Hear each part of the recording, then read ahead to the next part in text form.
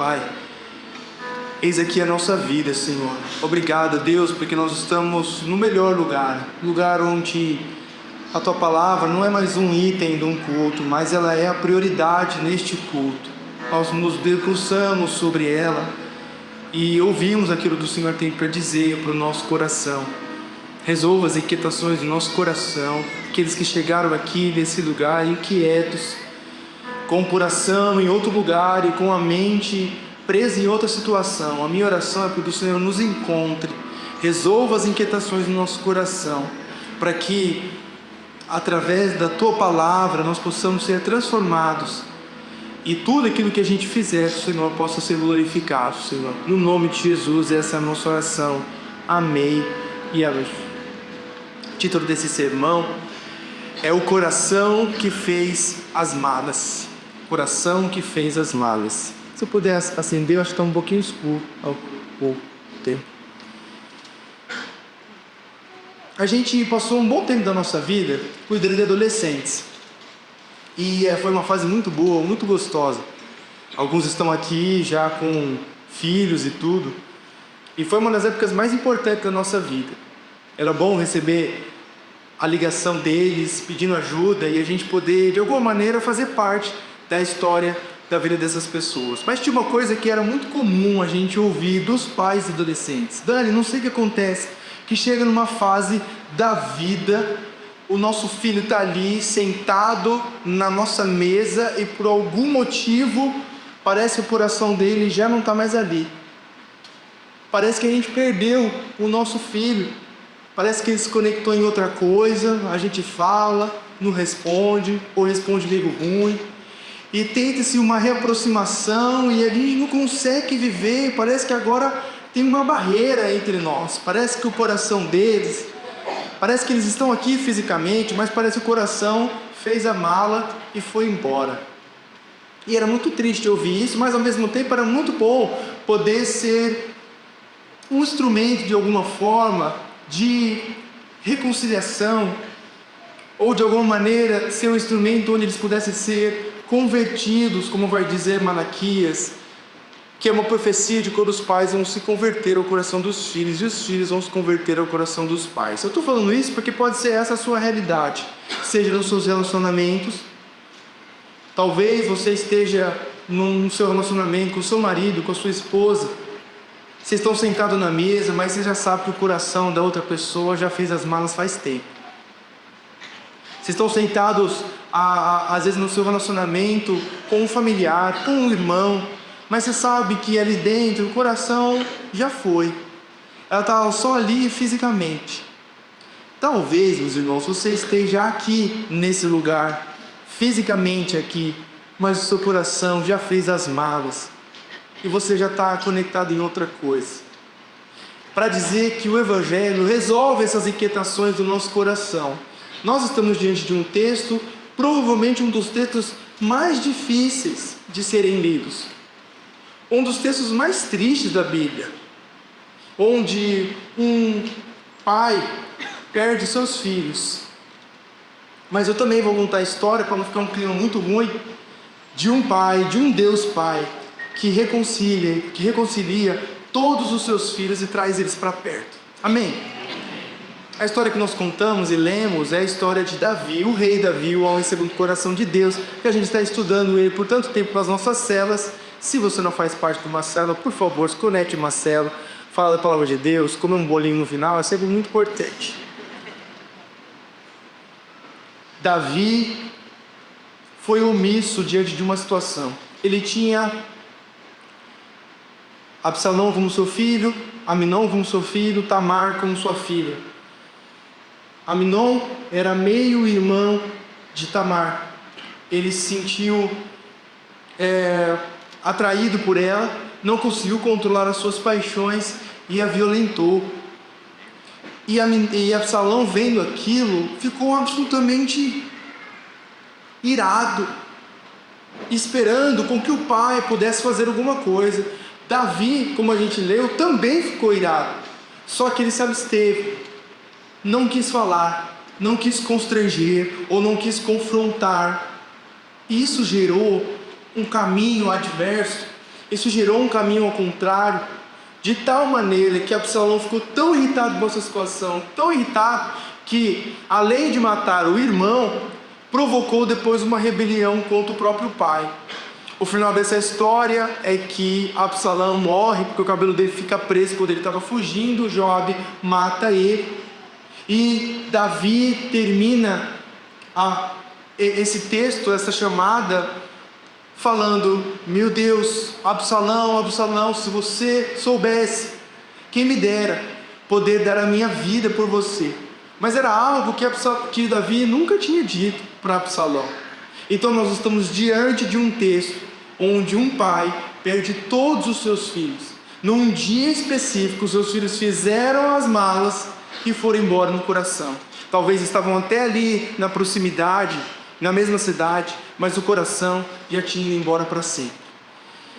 Hoje então nós vamos falar sobre o coração que fez as malas, porque talvez você lide com pessoas que o coração já fez as malas, ou talvez você seja a pessoa aqui que o coração fez as malas e não se encontra mais neste lugar, mas talvez fisicamente você está, e essa é a boa notícia, porque se você está aqui, tem chance para nós, tem jeito para a gente, amém? Fala para a pessoa que está do seu lado aí, tem jeito para você. Se você for até mais próximo dela, tem jeito até para você. Brincadeira, vai ser mal. Fala para mim, bebê, tem jeito para mim. Olha só, meus irmãos, como é que nós vamos lidar com esse texto? Em primeiro lugar, é o coração que se afasta em silêncio. O coração que se afasta em silêncio. Olha mais uma vez, 2 Samuel, capítulo 13, versículo 21 e 22. Ouvindo o rei Davi todas essas coisas, então o ouvido estava atento a isso, muito se lhe acendeu a ira. Porém Absalão não falou com Aminon, nem bem nem mal, porque o aborreceu. Davi se ira com essa situação, mas não age. Davi se irrita com essa situação, mas não confronta. Davi sente, ouve toda essa situação, mas escolhe o silêncio. E esse silêncio, meus irmãos, na vida de Davi, foi trágico. Esse silêncio foi trágico.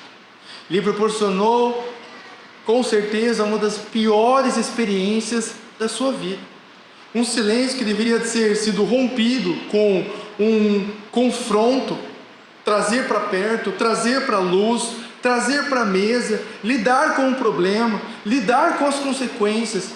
Mas ele escolheu não fazer isso. Ele escolheu o silêncio, achando que, não, o tempo passa e resolve. A verdade é que não resolve. A verdade é que quando a gente se abstém do silêncio, se abstém na verdade do confronto e abraça o silêncio, a gente pode sofrer consequências graves em relação a isso. Davi muito provavelmente era ruim em lidar com situações difíceis da vida. Talvez ele era ruim em lidar com gente. Talvez ele era ruim em lidar com situações mais desafiadoras, que envolvem uma vulnerabilidade. Eu falo isso porque é muito desafiador para mim. Quando eu era mais novo, eu falava com meu pai: eu quero lidar para sempre com a tecnologia. Eu amei ficar só de frente com o computador e não precisar falar com as pessoas. Deus provavelmente riu dessa piada e falou: não, você vai ser pastor. Então... Porque se a gente não souber lidar com as pessoas, se a gente não souber lidar com os relacionamentos, a gente vai ter uma vida muito pesada. Se a gente não souber lidar com o nosso coração ferido, a gente vai ter uma vida sangrenta. Se a gente não souber lidar com as pessoas num confronto, e aqui num confronto para gerar paz, para gerar reconciliação, não um confronto para matar o outro, mas um confronto que gera luz, gera paz. Se a gente não souber isso, a nossa vida vai ser muito pesada. E sabe por que ela vai ser pesada? Porque todas as vezes que a gente escolhe o silêncio, a gente está permitindo com que a outra pessoa crie a própria narrativa dela sobre essa situação. Concorda comigo? Que quando a gente abraça o silêncio diante de uma situação difícil para nós, a gente também está escolhendo a possibilidade da pessoa pensar o que quiser sobre essa situação. E cria-se uma nova narrativa. Como assim, Dani? Absalão, meus irmãos, tinha a certeza de que o seu pai não o amava, não estava nem aí para Tamar, e essa situação não lhe afetou de maneira nenhuma. Essa era a narrativa de Absalão. Concorda comigo? Agora, isso era uma verdade? Não era uma verdade. Porque Davi ouviu essas palavras e gerou aquilo que precisava gerar. Ele só escolheu o silêncio quando precisaria escolher o lugar à mesa, trazer para frente e trazer para a luz. E talvez essa seja a escolha da nossa vida. Diante dos nossos conflitos, ao invés da gente trazer para a luz, a gente escolheu o silêncio. Talvez na sua espiritualidade, você lembre exatamente o dia que você, no seu coração, fechou, fez as malas e falou: isso aqui não é para mim. Às vezes você até continua vindo na igreja, seja por obrigado, seja por conveniência, mas você sabe que talvez seu coração tenha partido. Porque às vezes a gente não sabe lidar com o nosso coração ferido. Às vezes você chegou aqui na igreja um ano atrás, primeira vez, entrou nesse lugar lindo, maravilhoso, ar-condicionado, ouviu o pastor Wilson pregar, você, meu Deus, esse homem de Deus é um profeta da terra, melhor coisa do universo. Mas você foi passando o tempo, você foi lidando com as pessoas, lidando com as coisas, e você se feriu por algum motivo. Se feriu com uma liderança ou numa outra igreja. E ao invés de trazer para a luz, talvez você tenha escolhido pegar o seu coração, fazer as malas e você quer saber? Estou fora. Isso aqui não é para mim. Mas o Senhor quer te encontrar nessa manhã. O Senhor quer me encontrar nessa manhã. Por quê? Porque se a gente não der espaço na mesa, nos corredores da vida, a gente vai criando as nossas próprias narrativas. De que a gente não é amado, de que ninguém está nem aí pra gente, de que no dia mais difícil ninguém se importou com a gente. E você leva a sua vida talvez assim com seus pais. Meu pai não me ama, meu pai não se importa comigo.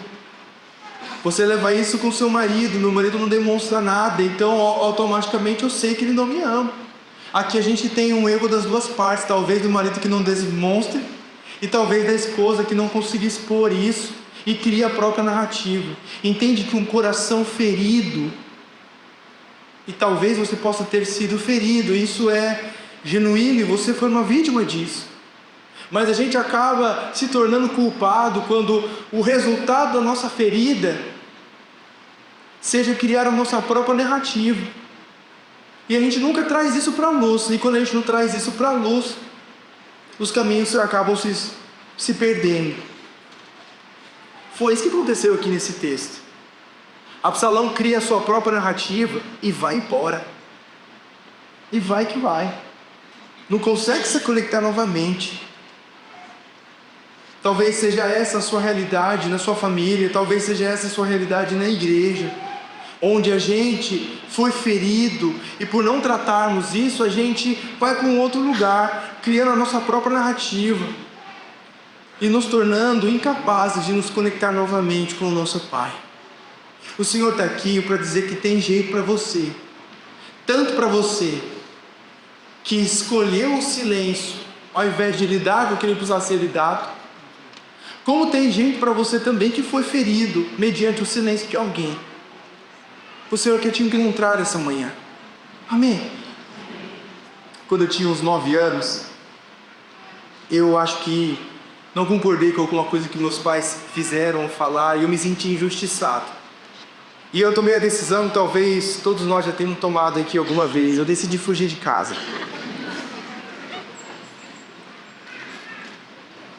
Os pais saíram, eu falei, essa é minha hora.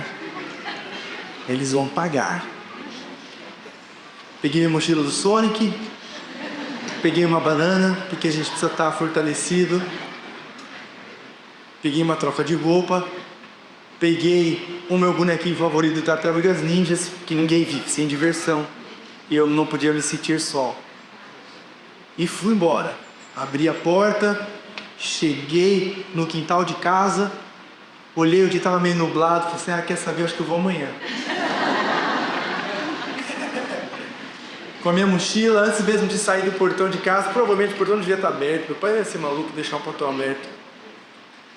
No quintal mesmo eu decidi voltar para casa, mas com o coração amargurado.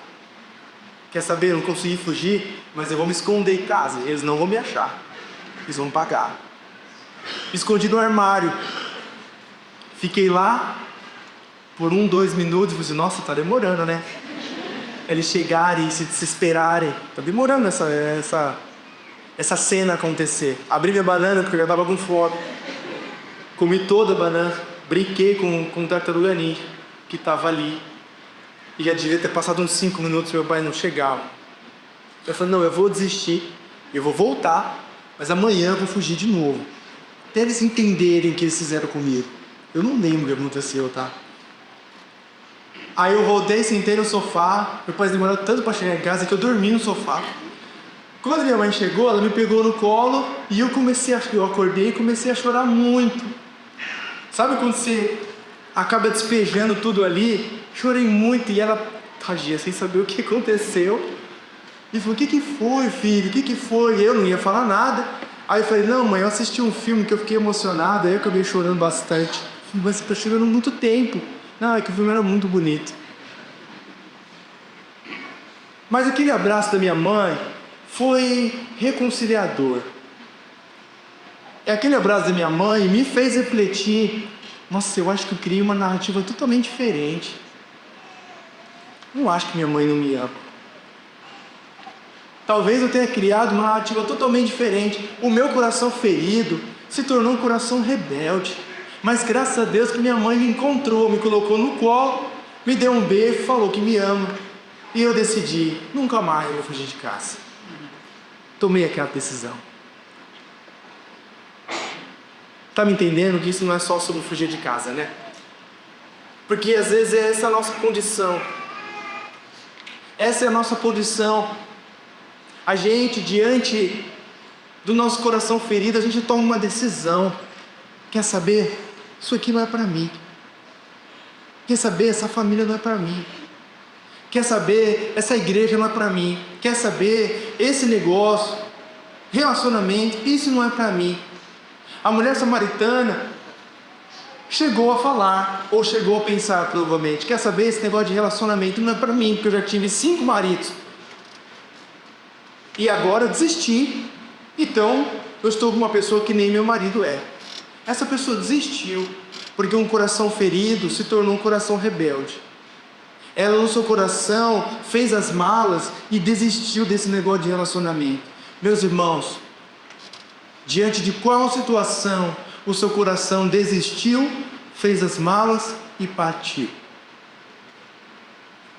Qual foi a situação? O Senhor quer que você traga luz, o dia, o lugar, o momento onde você decidiu desistir, fazer as malas e partir. O Senhor quer nos encontrar nessa manhã, porque o coração, ele se afasta de maneira silenciosa.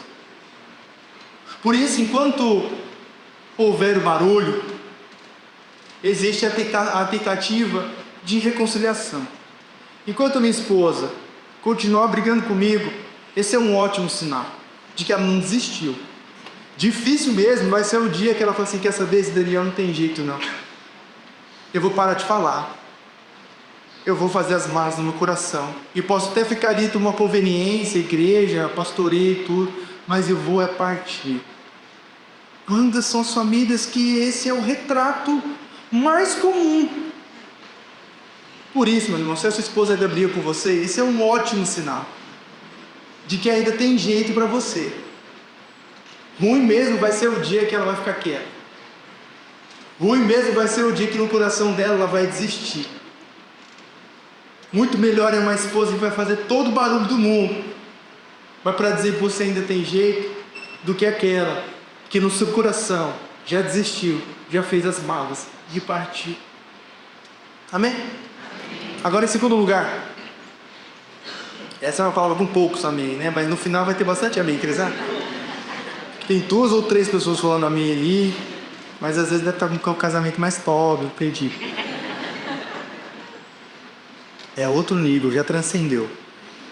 O coração ferido se transforma em rebelião.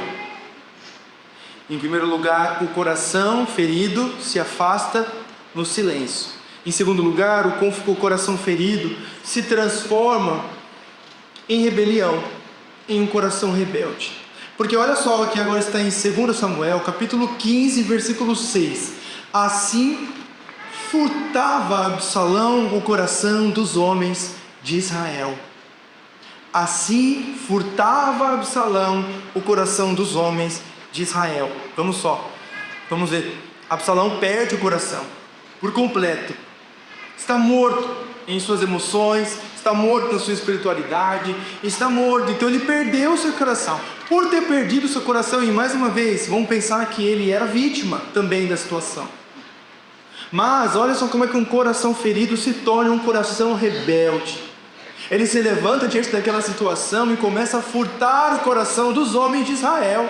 Ele começa a manipular uma guerra, uma rebeldia, e ali começa-se uma guerra civil, onde a gente não teve perda de homens ou de tantos homens, mas a gente teve um coração roubado de quase todo mundo. Se perderam o seu coração.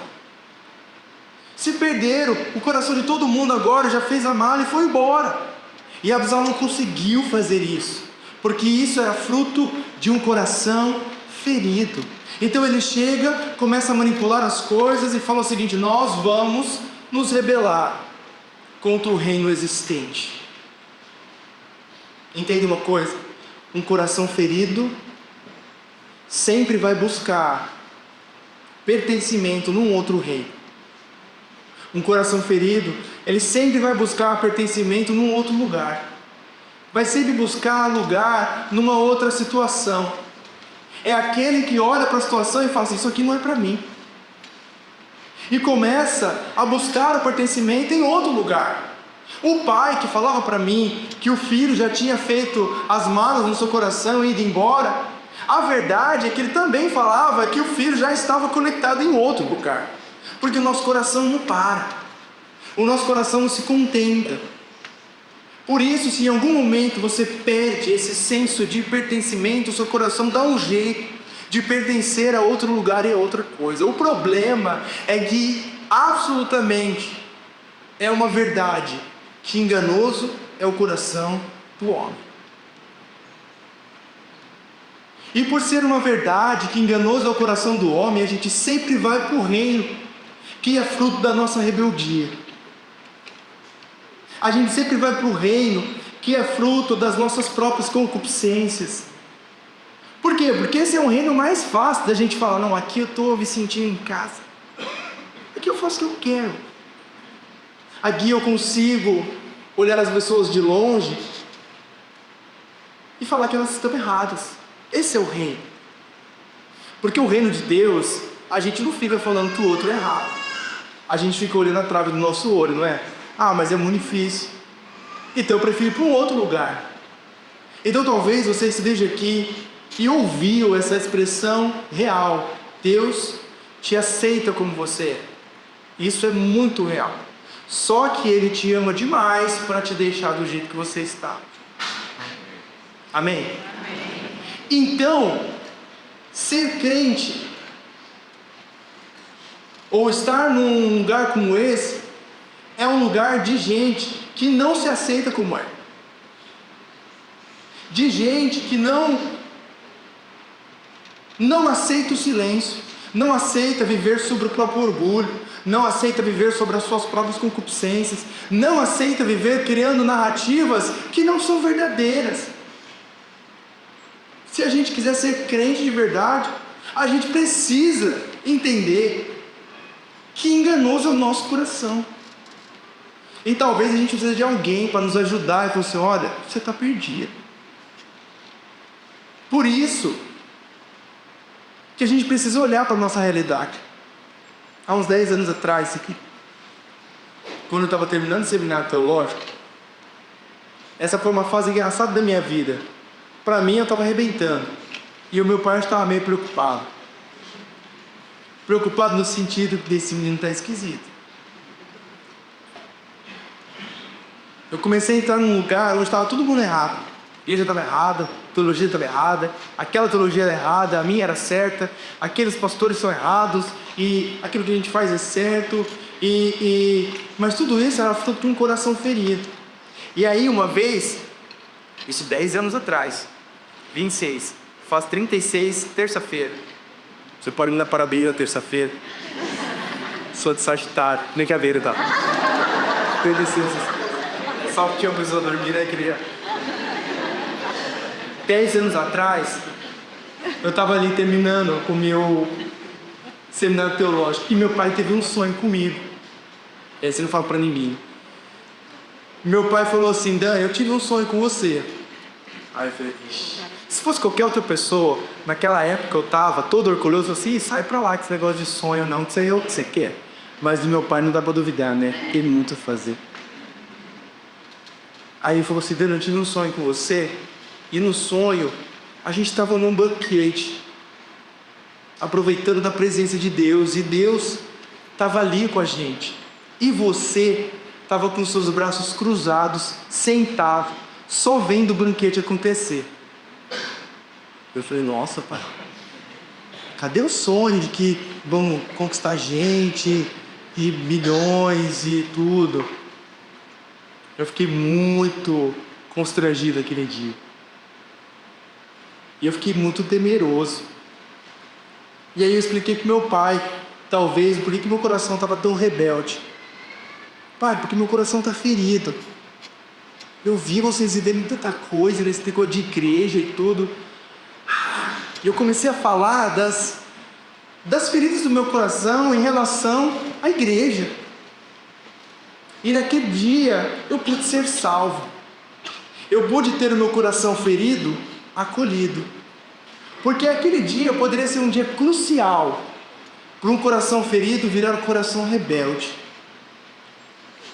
E qualquer coisa vinculada à igreja, pastoreio, era uma coisa absolutamente sangrenta na minha vida que eu abominava.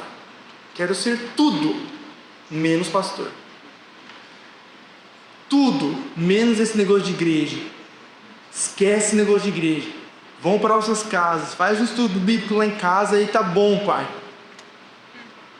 Porque um coração ferido, que não é acolhido, se torna um coração rebelde. Aquele foi o dia que meu pai foi usado para me salvar.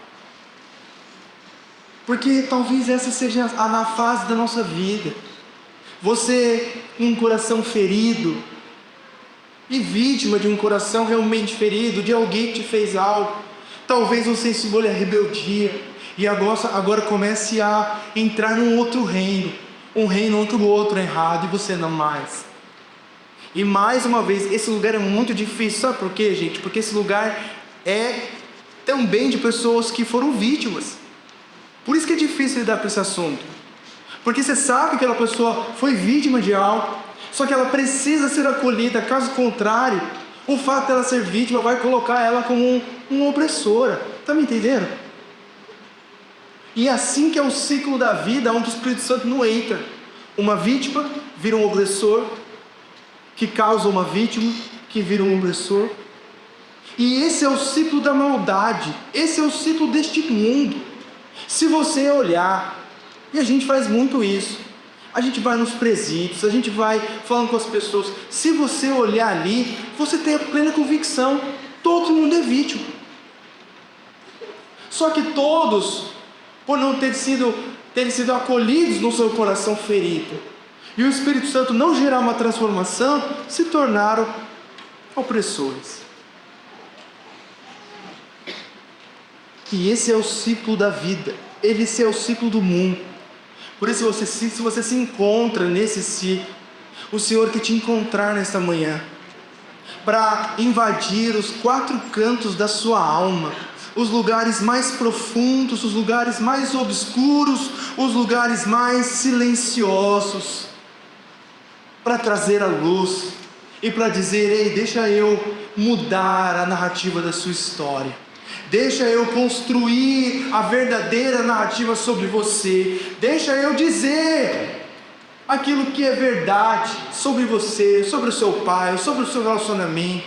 Deixa eu fazer aquilo que só eu posso fazer. Então, quando a gente começa a pensar sobre isso, o coração ferido pode se tornar um coração rebelde. E o final disso é trágico, porque olha só o que está em 2 Samuel, capítulo 18, versículo 9. Encontrou-se Absalão com os homens de Davi. Absalão ia montado numa mula. Passando a mula debaixo dos ramos de um grande carvalho, ficou com a cabeça presa no carvalho. O cabelo dele ficou preso. O resultado disso aqui é que Joabe viu Absalão com o cabelo preso ali, e foi lá e matou Absalão. O silêncio de um pai, a omissão de um pai, algo que ele achou que ficaria no obscuro, trouxe uma tragédia pública.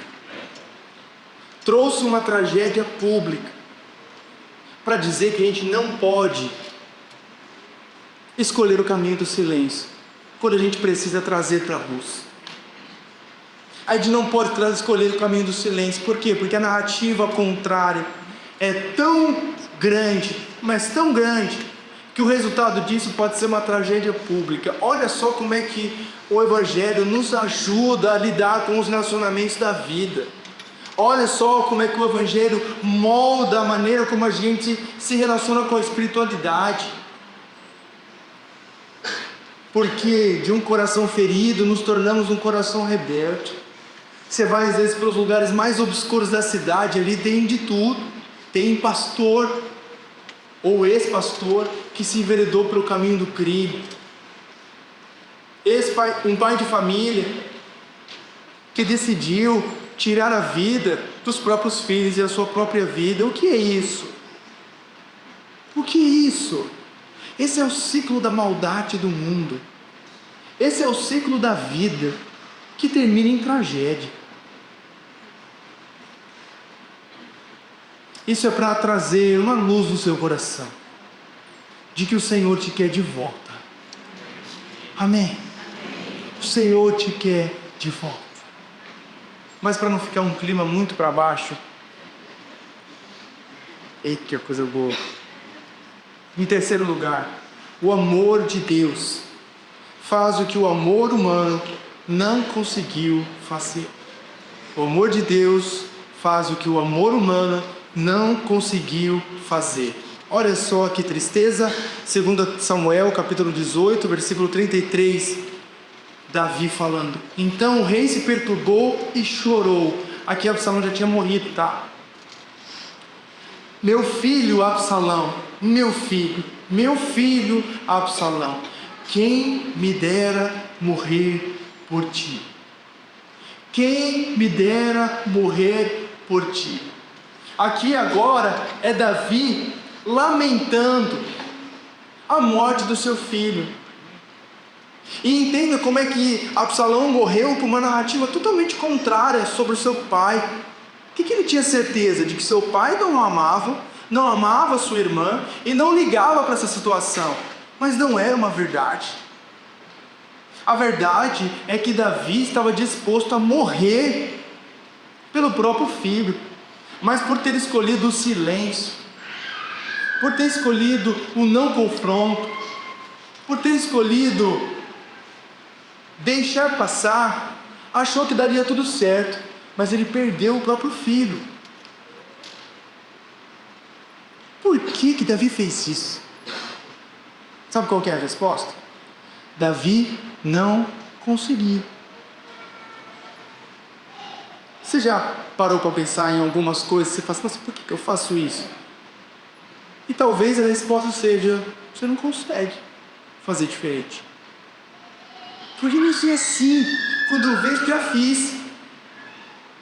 Por que eu sou desse jeito? Quando eu acho que eu vou conseguir, que vai ser meu dia, que eu vou me controlar e tudo, quando eu vi, já falei. E já virou um incêndio. Acontece isso com você ou só comigo, meus irmãos? Misericórdia. eu fico pensando assim, gente, por que o anjo não calou a minha boca? Por que, em toda a sua soberania, Deus não falou assim, ó, você vai ficar mudo por um dia? Talvez seja o maior milagre que Deus poderia fazer na minha vida. Fique mudo por um dia. E talvez a resposta seja difícil. Você não consegue. Mas, assim como é impossível um rico entrar no reino dos céus, assim como é impossível um camelo passar pelo fundo de uma agulha, nada é impossível para o nosso Deus. Nada é impossível para o nosso Deus. Então, é totalmente possível para o seu Deus fazer aquilo que você olha para a sua vida e fala assim, eu não consigo.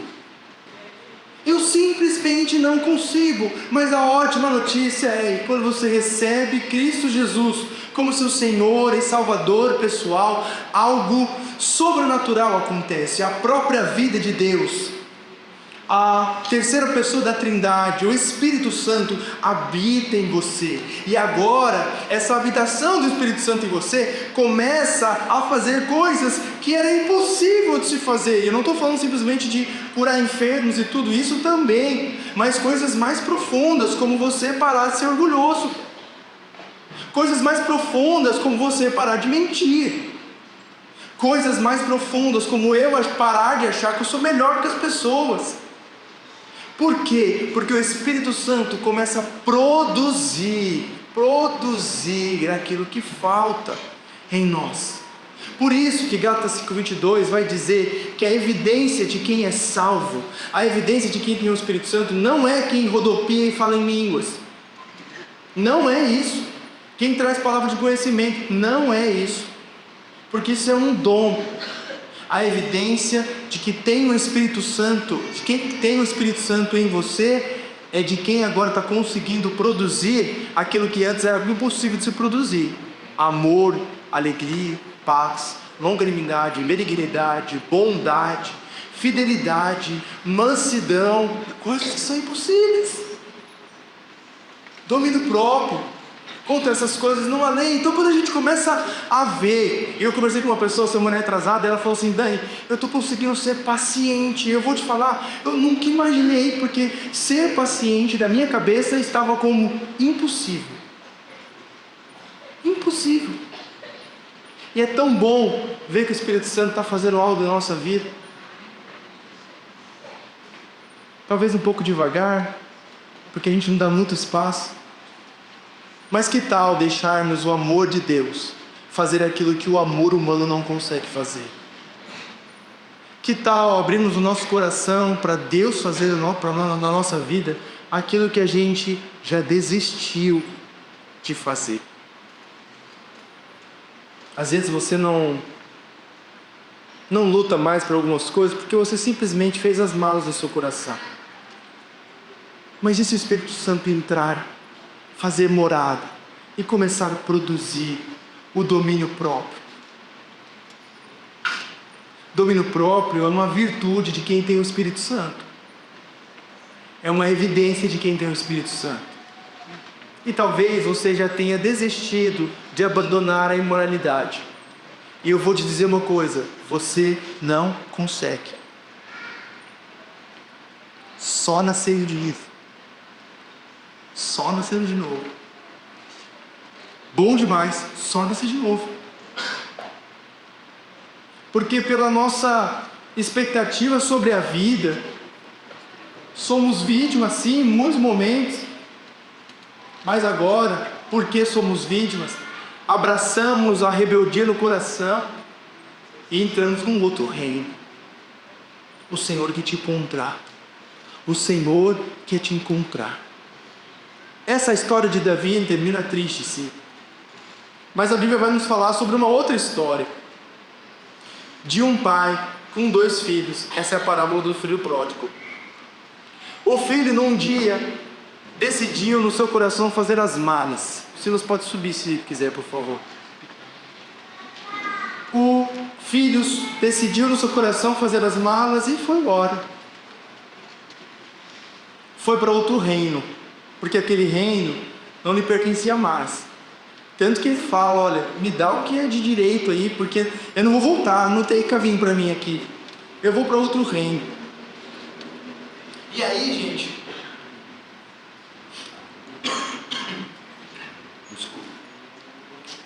aconteceu que ele perde toda a sua vida, perde tudo que tinha ganhado, perde os seus bens, se envereda por caminhos ruins, de prostituição e de tudo. Até então ele pensa sobre isso e fala assim, olha, não, os funcionários do meu pai tinham uma vida muito melhor do que a minha, então eu vou me preparar o discurso, me arrepender e pedir perdão para o meu pai. Nessa hora, ele bola toda a cena na cabeça dele, mas o pai o avista de longe. E esse é um pai diferente da gente, porque talvez a gente seria esse pai que fala assim, ó, te falei que você ia voltar, deu errado, né? Bom, é para aprender, faz de novo, a vida castiga, né, meu filho. Mas não, a gente vê um pai diferente da gente, porque o amor de Deus faz o que o nosso amor não consegue fazer. Tá me entendendo? É um pai agora que era dono de tanta coisa, muito rico, um senhor, levanta a sua túnica, mostra a sua canela para todo mundo, algo absolutamente vergonhoso, e começa a correr, algo mais vergonhoso ainda, correr em direção ao seu filho, que no seu coração tinha feito as malas. Ele o abraça, beija e diz, vamos festejar, porque meu filho estava morto e agora ele vive. O meu filho estava morto, vamos festejar, porque aquele que tinha feito as malas em seu coração decidiu voltar, porque não há lugar como na casa do Pai. Aquele dia que eu estava com a minha mochilinha e olhei para o tempo de fora, eu fiquei pensando, quer saber? Eu não vou encontrar um lugar melhor do que esse aqui. Quando eu vi a minha mãe me abraçando, me beijando, eu falei assim, eu fico aqui para sempre, porque não há lugar melhor do que na casa do nosso Pai. Talvez, você esteja aqui nos seus relacionamentos ou até na sua espiritualidade, seu coração já fez as malas para sempre, ou faz tempo. Nós estamos diante de um Deus que corre até nós, nos dá um beijo, nos aceita como a gente está, cheio das nossas inquietações, inseguranças, cheio do nosso orgulho, cheio das nossas convicções, cheio das nossas certezas de que estamos muito mais inteligentes do que quando a gente se converteu. E aí a verdade é que ele fala o seguinte, não, você estava morto, mas que bom que você voltou, porque é aqui que tem vida, é aqui que tem vida. Meus irmãos, que o Senhor, que a gente permita ser encontrado pelo Senhor, que a gente permita ser encontrado por Ele, por esse Deus que se humilha, esse Deus que se esvazia, para que nós pudéssemos agora encontrar o verdadeiro sentido da vida, para que nós que estamos distantes na nossa vida espiritual ou nos nossos relacionamentos, possamos encontrar e dar aquele abraço que tem gosto, cheiro de casa. Já abraçou alguém que tem cheiro de casa? Que tem gosto de casa? Esse é o abraço que Deus vai te dar nessa manhã. Que o Senhor nos encontre. Que esse beijo na testa simbolize eu te amo demais. E eu te amo demais para te deixar do jeito que você está. E é assim que a gente vai provando do melhor de Deus. E é assim que o coração que fez as malas sabe e decide voltar, porque não há lugar como o lugar da casa do Pai.